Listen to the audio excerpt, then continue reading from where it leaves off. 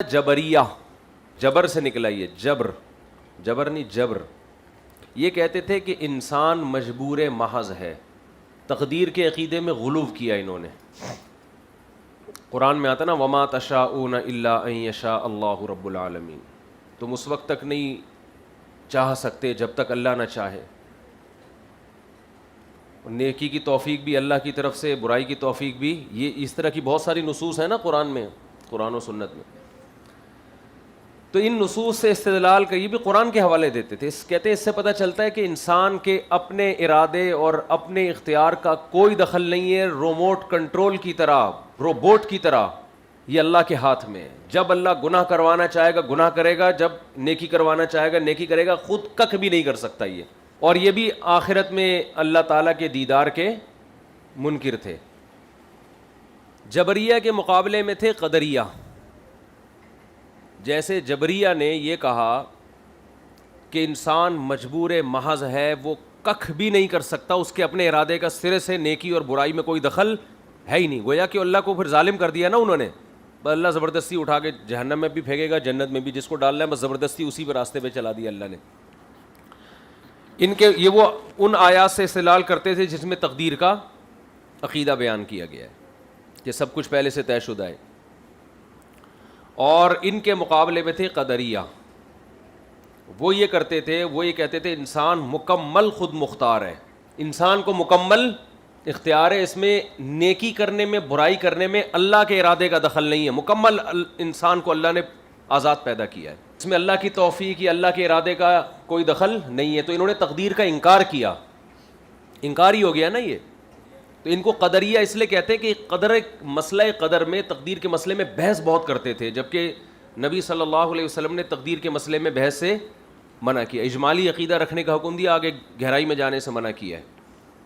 تو معتزلہ بھی یہی کام کرتے تھے، تو اس لیے معتزلہ کو قدریہ بھی کہا جاتا ہے. یہ سارے فرقے نبی صلی اللہ علیہ وسلم کو آخری نبی مانتے تھے، کلام اللہ کی کلام کو اللہ کا کلام مانتے تھے، اور قرآن و سنت. تبھی ان کو کافر ہونے کا فتویٰ نہیں دیا کسی نے.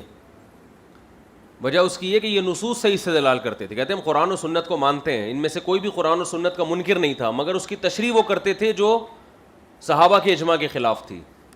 جو صحابہ میں جو اصحاب علم تھے، ابن مسعود، خلفائے راشدین اور عبداللہ بن عباس، معاذ بن جبل، حضرت ابو درداء، یہ جو بڑے بڑے مشہور صحابہ تھے جن سے علم دنیا میں پھیلا ہے، ان کی بات کو فالو نہیں کرتے تھے، بلکہ ان سے مناظرے کرتے تھے یہ لوگ.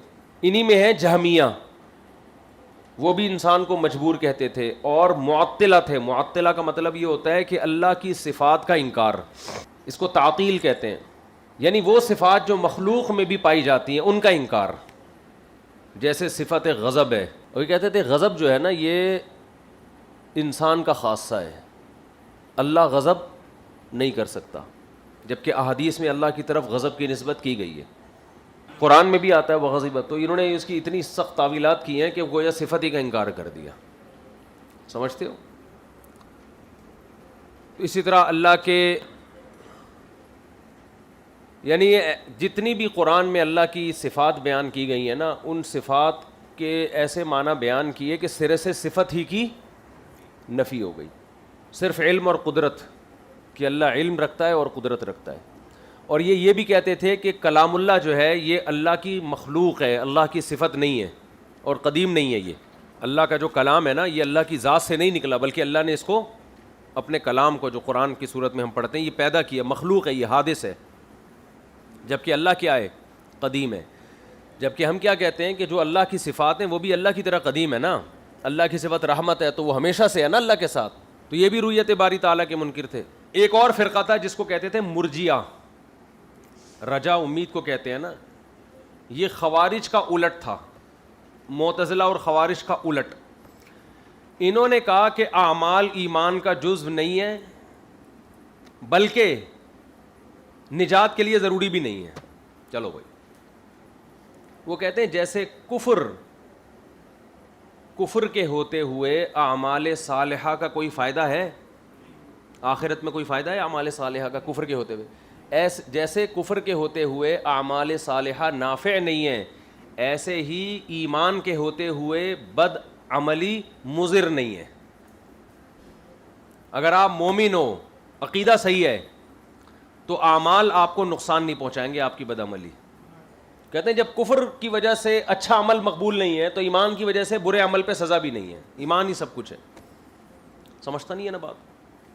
اور وہ تمام نصوص جس میں ایمان پر جنت کی خوشخبریاں دی گئی ہیں وہ تمام نصوص ان کا مستدل تھیں.